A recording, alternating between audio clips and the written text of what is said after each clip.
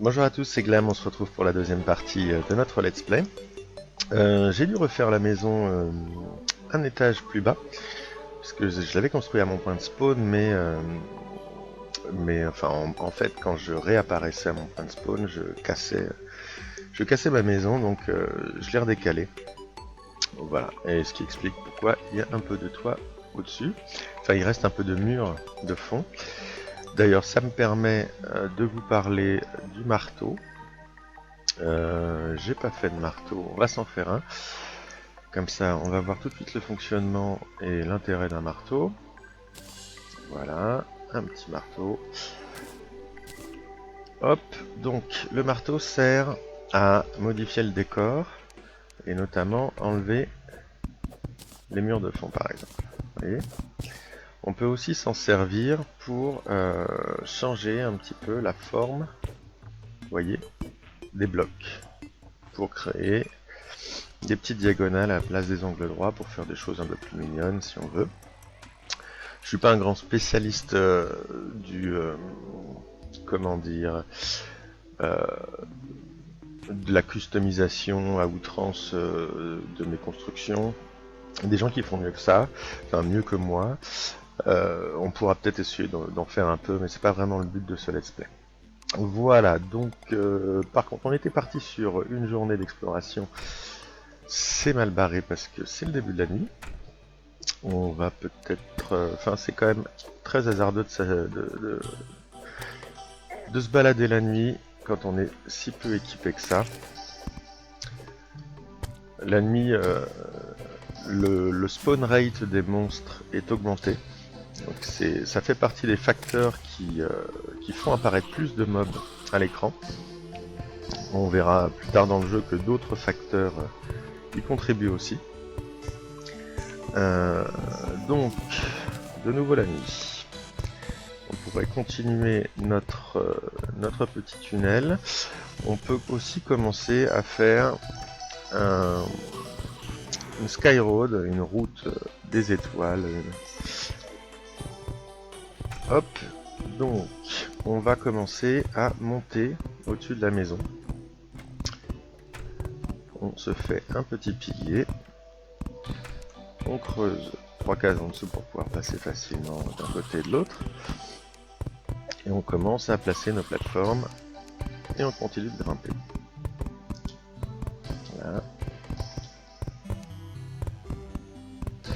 J'ai aussi recadré l'écran, je me suis aperçu qu'on ne voyait pas tout l'écran sur la première vidéo, donc les petites choses que je vous avais expliquées sur le housing, sur les armures, on n'a pas bien pu les voir, hein. Veuillez m'excuser, c'était tout bêtement ma première vidéo. Donc il y a des progrès à faire, il n'y a pas de souci, on est là pour ça, et d'ailleurs vous êtes là pour ça, n'hésitez pas dans vos commentaires à me donner des petits conseils ou vos impressions. Essayez bien sûr d'être constructif, hein. Je répondrai pas aux trolls s'il y en a, mais voilà, bon. Terraria est une communauté plutôt sympa, je pense que on va éviter ce genre de joyeuseté. Bien, donc on continue de monter. L'intérêt d'une route des étoiles, c'est que comme je vous avais parlé la dernière fois des étoiles filantes, vous voyez, bah, on en parle, il y en a une qui tombe, plutôt bien foutu, hein. Donc les étoiles filantes tombent comme ça, à la surface, et on peut les ramasser. On va le voir comme ça, hop. Ouh, je me suis peut-être un peu mis dans la panade, parce qu'il y a beaucoup de zombies, donc on va essayer de repasser du bon côté, voilà. Voilà, une petite phase de combat de nuit.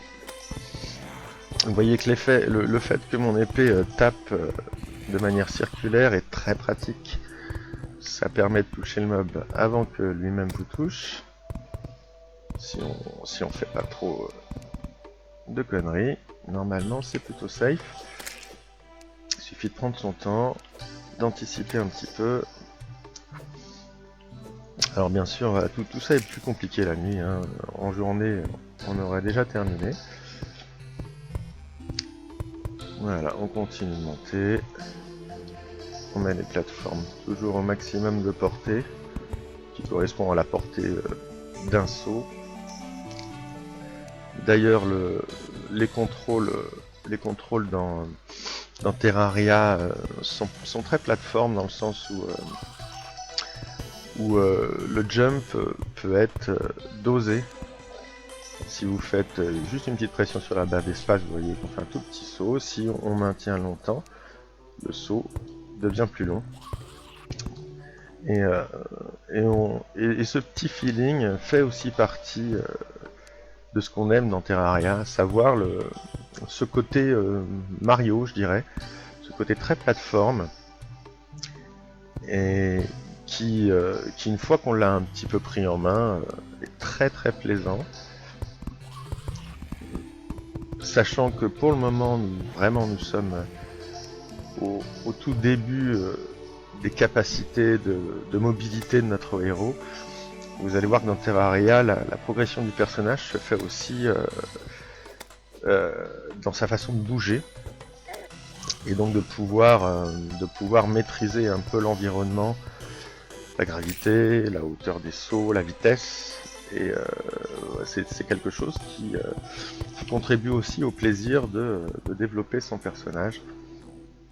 Et outre la progression en points de vie, en équipement, en puissance, voilà, on a aussi une progression en maniabilité qui nous débloque par là même des possibilités en jeu.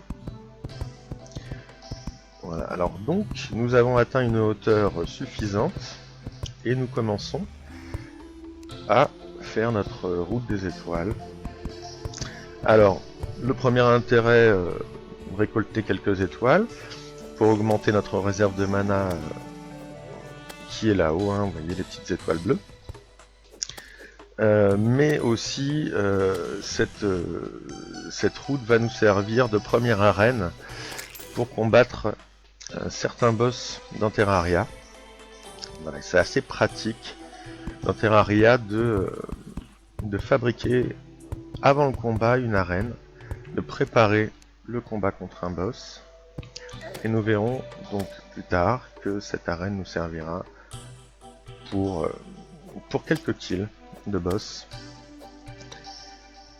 On va... De toute façon, on n'a plus beaucoup de blocs de terre, donc on va pas pouvoir vraiment la continuer, parce que normalement on l'allonge un peu plus. Je vérifie, mais voilà, nous n'avons plus vraiment de blocs. Donc, on va commencer à redescendre.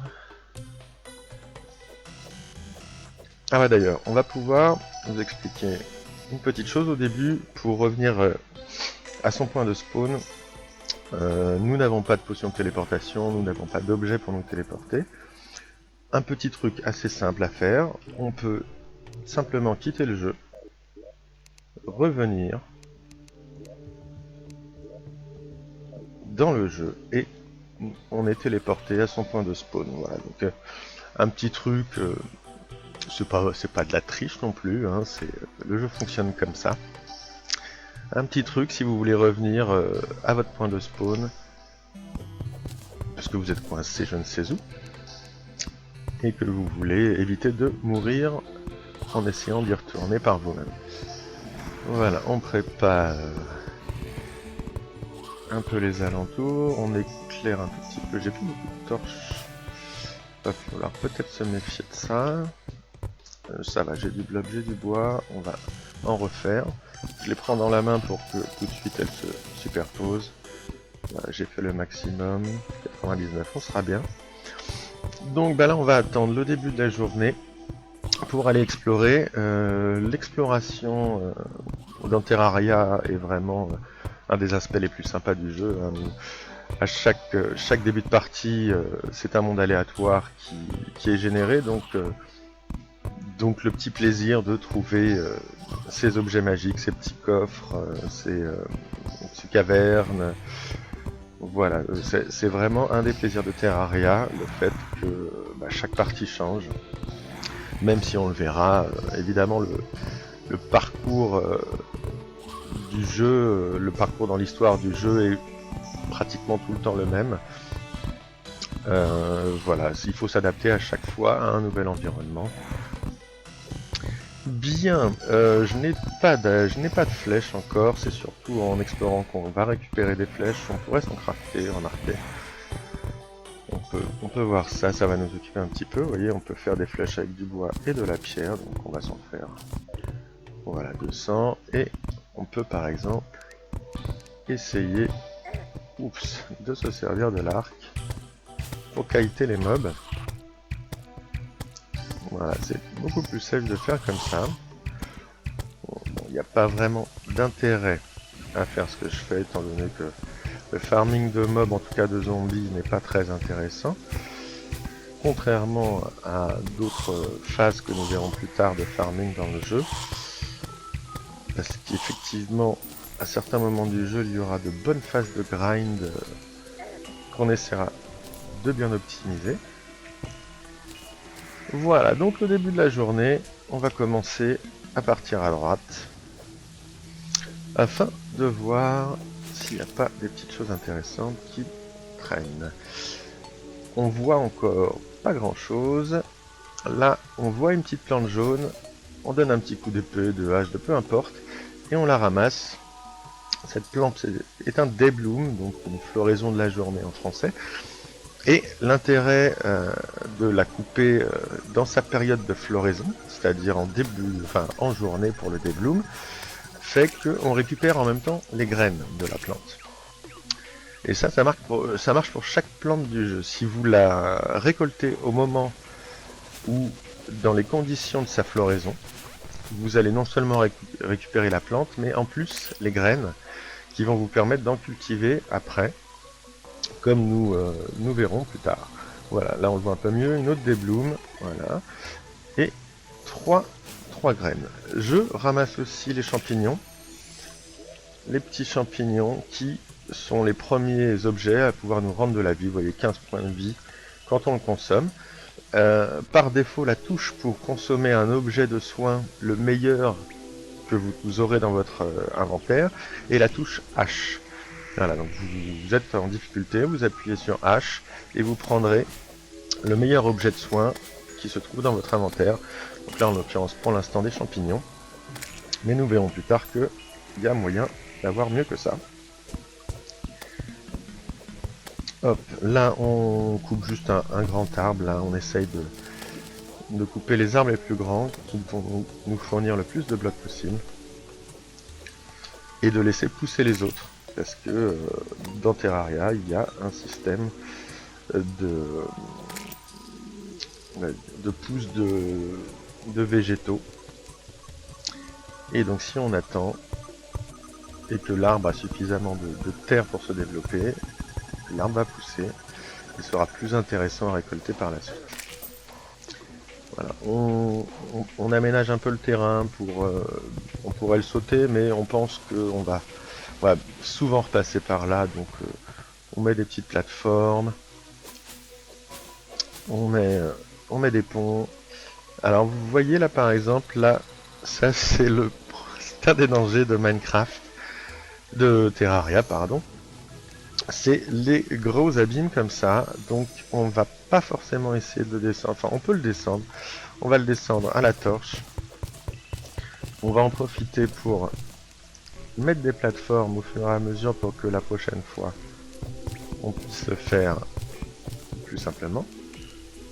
Voilà, mais il faut vraiment se méfier de ces différences de hauteur au début dans Terraria, parce que comme je l'ai dit avant, nous n'avons toujours pas d'immunité contre les dégâts de chute, et cette chute nous serait fatale. Hein. Ça, il n'y a même pas à essayer. Hein. C'est sûr que là, si on avait sauté de là-haut, on serait mort. Ok, nous voyons ici de l'argile, donc clay en anglais.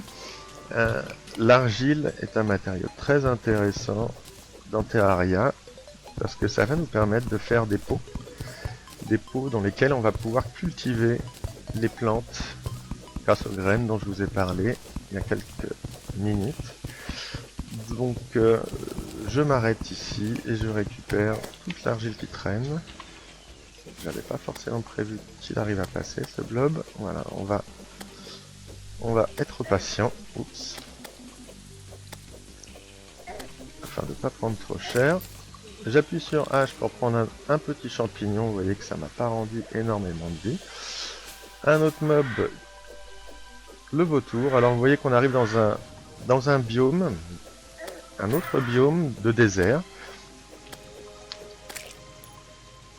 Voilà, nous sommes dans le désert avec donc d'autres végétations, le cactus, beaucoup de sable.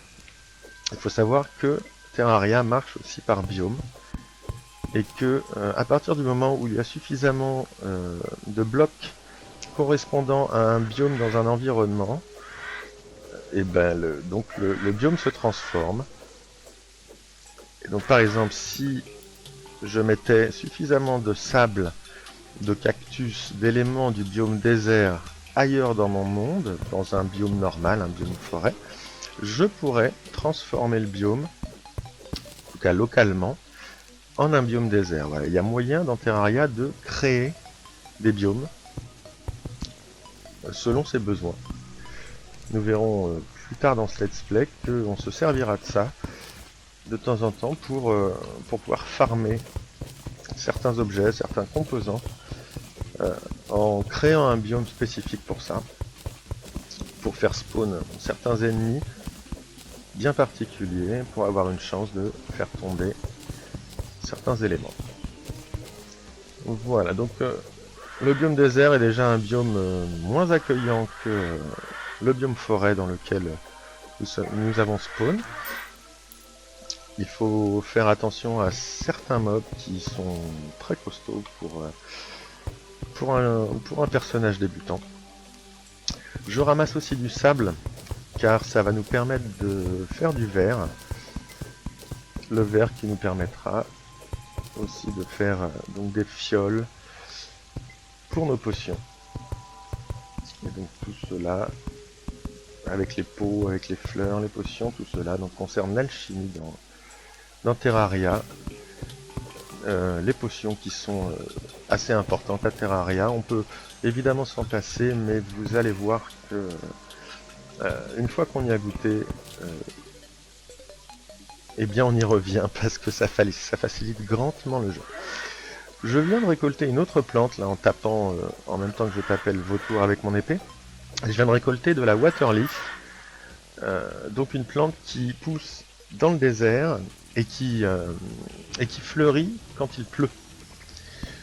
Et donc là nous voyons que la condition est remplie. Là, nous voyons une waterleaf ici, hein, vous voyez bien. On voit qu'elle n'est pas forcément, elle n'est pas à sa taille maximale, mais c'est une taille suffisante pour donner une graine.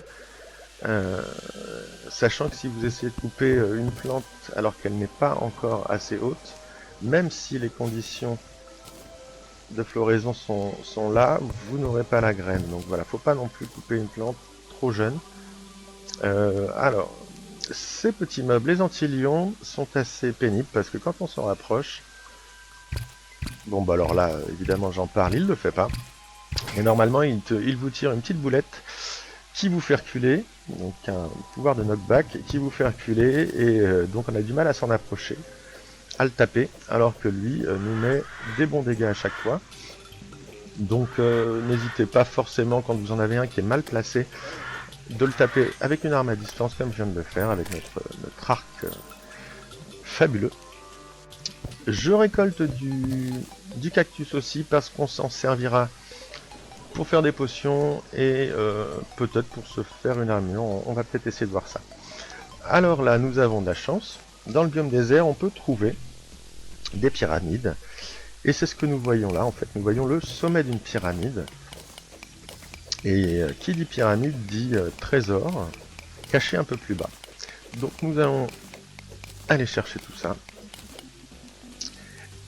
Avec des objets qui peuvent être spécifiques justement à ce mini biome de pyramide. Des objets qui peuvent être assez sympathiques en début de partie. On va se garder la surprise. sachant pas ce qu'on va trouver dedans. Alors, toujours je pose des petites plateformes pour pouvoir remonter tranquille derrière. Hop, on place des torches de manière régulière. Voilà, donc nous arrivons dans la salle au trésor de la pyramide, avec un coffre doré, mais un coffre doré un peu particulier, parce qu'il est, il est intégré dans cette pyramide. Alors, des potions de rapidité, très bonne potion dont on va se servir plus tard, un peu d'argent, des shurikens, donc une arme à distance aussi, qui peut être très utile en début de partie, des barres de lead, donc le métal qui sera l'équivalent du fer dans notre monde, des grenades, des petites armes à distance. Je suis pas vraiment spécialiste de la grenade, mais on peut vraiment s'en servir en début de jeu aussi. Et des éléments de vanity, en fait, de déguisement. Vous verrez que dans Terraria, il y a énormément justement d'éléments comme ça pour personnaliser un peu son héros. On les met dans la colonne du milieu, la colonne sociale, ce qui fait que on va prendre le skin du déguisement, ça va apparaître à l'écran, mais on conservera les stats de l'équipement équipé tout à droite, donc notre armure. Vous voyez qu'on a gardé nos trois points de défense. Voilà. Je veux aussi une petite option assez sympa que les développeurs ont rajouté il n'y a pas si longtemps que ça. Quand on ouvre un coffre, on a différentes options ici. Loot All pour ramasser tout d'un seul coup. Deposit All pour tout déposer, pour déposer un maximum de choses de son inventaire dans le coffre. C'est souvent le bouton sur lequel on clique sans faire exprès et qui fait bien chier derrière parce qu'il faut tout reprendre. Le Quick Stack qui est très sympa, on verra plus tard. Et le Restock qui permet de juste reprendre des choses dans un coffre pour atteindre nos limites de stack dans notre inventaire. Donc là par exemple il reste plus que les pièces, mais je fais loot all et hop on les ramasse et ça se range directement, ça se stack au même endroit dans notre inventaire. On va récupérer ce coffre parce qu'on va en avoir besoin dans notre maison. Hop, un petit halo de gold. Alors ça c'est pareil, c'est un élément qui a été rajouté il y a peu de temps. Un deuxième. Oulala. Donc c'est un petit halo d'or qui apparaît. Il faudra que je me renseigne sur les conditions. Je crois que c'est du pur hasard. Et le fait d'être à côté et de taper dedans fait que ça génère des golds. Et là on vient de choper 30 gold d'un coup. Et c'est pas rien, 30 gold à Minecraft au début. D'ailleurs on va taper là-dedans. Voilà, c'était un petit tas dessus. Et donc 30 gold, on va essayer de pas les perdre surtout. Parce que c'est souvent un peu des choses qui peuvent se passer au début d'une partie, c'est que voilà, on part longtemps en exploration. On accumule beaucoup d'argent et on finit par mourir. Et la mort dans Terraria n'est pas très pénalisante. On perd pas d'équipement, on perd pas d'expérience, mais on perd la moitié des sous qu'on a sur soi. Et là, la moitié de 30 gold, eh ben, ça nous ferait mal. Donc on va essayer de pas faire les foufous et d'assurer le coup. On voit que une pyramide ça peut être aussi intéressant parce que souvent après à la salle au trésor on peut descendre plus bas et que c'est déjà creusé, donc c'est un bon moyen d'atteindre tout de suite une profondeur sympa. Nous voyons ici un des nouveaux biomes de la version 1.3, le biome on va dire du désert souterrain. Mais on va se méfier parce que c'est un biome qui est assez agressif. Dans le sens où les mobs qui spawnent sont déjà un peu plus costauds et peuvent pour le moment ne faire qu'une bouchée de nous. Donc on va récupérer le platine qu'on a ici et on va essayer de revenir chez nous. Là, on entend le bruit du verre. Vous verrez qu'à Terraria, tous les mobs ont leur son et que vous allez finir par apprendre à les reconnaître. Et notamment ce son là du verre qui arrive. Donc vous voyez déjà qu'un ver du désert me fait bien mal. Je reprends un petit champignon, même une potion. Et j'essaye de sortir de là. Parce que pour le moment, on n'est pas encore taillé pour affronter ça. La nuit va tomber. On a une petite annonce ici qu'un nouveau PNJ est arrivé. On va se la jouer secure parce que je vous dis, on a trouvé beaucoup d'argent, on n'a pas encore d'objet pour se téléporter. Donc on va réutiliser notre petite méthode pour revenir chez nous et pour voir quel est donc ce nouveau PNJ qui vient d'arriver. Voilà. Donc le marchand, Seymour en l'occurrence, mais les noms des PNJ varient aussi d'une partie à l'autre. Vous verrez que vous aurez des marchands qui n'auront pas le même nom. Donc le marchand est un PNJ qui apparaît dès que on accumule plus de 50 silver dans son inventaire et qu'on a une pièce disponible pour lui. Et donc on va voir tout de suite ce qu'il nous propose. Un petit magasin dans lequel il peut nous vendre différents objets, des potions de soins, des potions de mana. D'ailleurs on a trouvé des potions de soins dans le coffre doré tout à l'heure, ce qui a fait que quand j'ai appuyé sur H pour me soigner, j'ai regagné beaucoup plus de vie, hein, donc 50 points de vie pour les petites potions de soins. Donc notre marchand peut nous vendre des flèches, par exemple, si on est un peu à court. Des bâtons lumineux, on n'en a pas encore, ça peut être utile. Bon, après vous verrez qu'on ne saura plus quoi en faire, mais on va en prendre 5, on ne sait jamais. Si jamais on a envie de faire un peu d'exploration sous-marine. Il peut nous vendre des cordes aussi, c'est vrai qu'on n'en a pas encore beaucoup, mais c'est pareil, normalement on va en avoir beaucoup, donc je ne vais pas en prendre. Par contre, l'objet à tout de suite acheter dès qu'on peut, c'est ce petit cochon, cette tirelire, qui coûte une pièce d'or, donc c'est pas rien en début de jeu, mais vous allez voir que c'est l'objet qui va nous permettre de sauvegarder notre argent et d'autres objets d'ailleurs. On va aussi prendre un filet à papillons qui va nous permettre de récolter des appâts pour la pêche. On peut lui aussi lui acheter une enclume. Ça coûte que 50 silver, ça nous fait économiser nos premiers iron. On va le faire, ça, c'est bon, on peut se le permettre, et comme ça nos premiers barres d'iron ou de lead nous serviront plutôt à l'équipement. Voilà, on va gagner quelques barres comme ça. Donc je pose mon enclume, on va dire ici, à côté de notre atelier. On va aussi commencer à poser un coffre, parce que dans Terraria, vous allez accumuler énormément d'objets. Et il va bien falloir ranger tout ça quelque part. Donc, bon alors il y a autant de méthodes que de joueurs hein, pour stocker ces objets dans Terraria. Moi je vous montre un peu la mienne qui est, on va dire, plutôt pragmatique. Hein.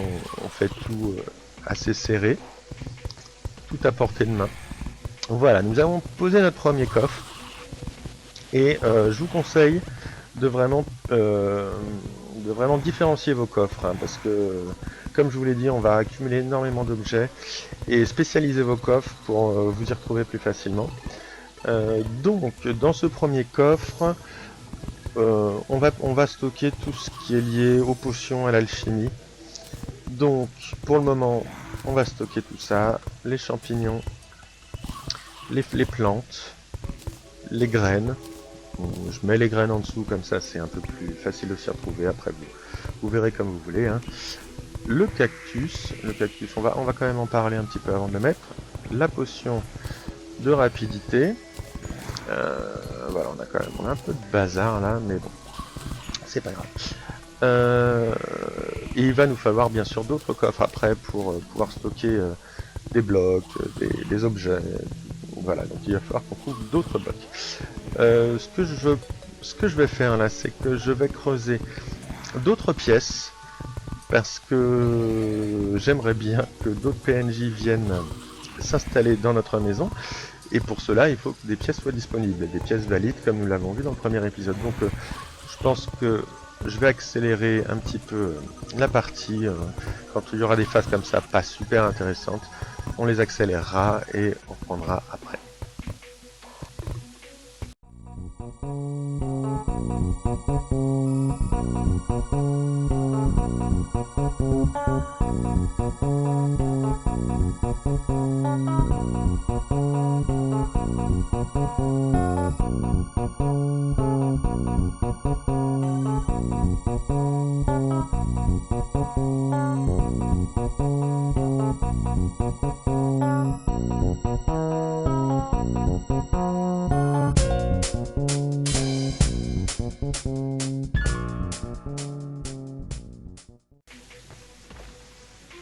Voilà, donc on a fait 2 maisons. On regarde. Vous voyez par exemple là, celle-là est valide, celle-là ne l'est pas.